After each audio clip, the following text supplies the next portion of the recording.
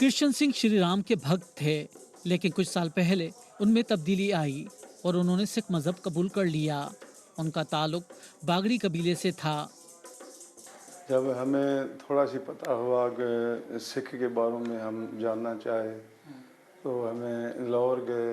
वहाँ से बाहर के सिखाते हैं, मलेशिया, सिंगापुर, इंग्लैंड, जो इंडिया है, भारत भी कहते हैं, वहाँ की सिखाए तो हमें बहुत प्यार हो गया सिखों से।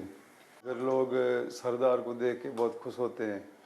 सरदार जी लस्सी पी लो, सरदार जी जो कुछ ये खाओ, सरदार जी बात करो मुझसे, सरदार जी जो कुछ भी, बड़ा बहुत प्यार होता है। इनकी वजह से फिर हम सिख बन गए। कराची के मज़ाफ़ात में वाक़ इस गांव की आबादी हिंदू थी, लेकिन अब यहाँ 40 के करीब सिख खानदान मौजूद हैं जिन्होंने कृष्ण सिंह की तरह मजहब तब्दील किया है।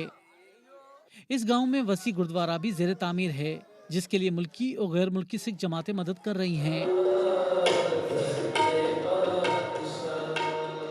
इस गुरुद्वारे समेत क़याम पाकिस्तान से कबल कराची में निस्फ दर्जन के करीब गुरुद्वारे मौजूद थे, लेकिन सिखों की अक्सरियत की भारत मुंतकली के बाद ये वीरान हो गए। अब सूरत-ए-हाल तब्दील हो रही है।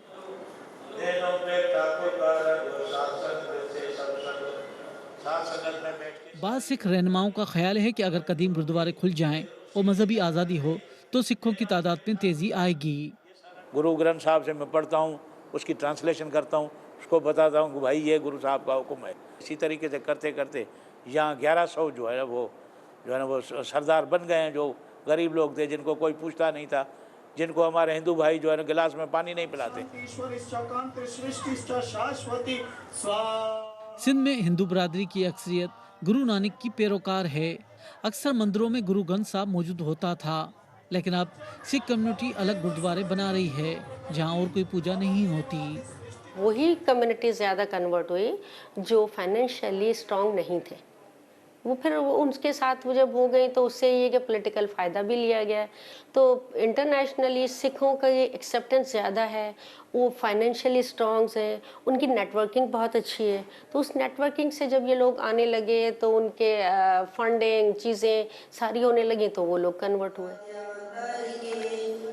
रियासत पाकिस्तान को आलमी सतह पर सिख कम्युनिटी अपना दोस्त समझती है, जिसकी वजह से सिख कम्युनिटी को यहाँ समाजी, सियासी और मजहबी कबूलियत ज़्यादा है।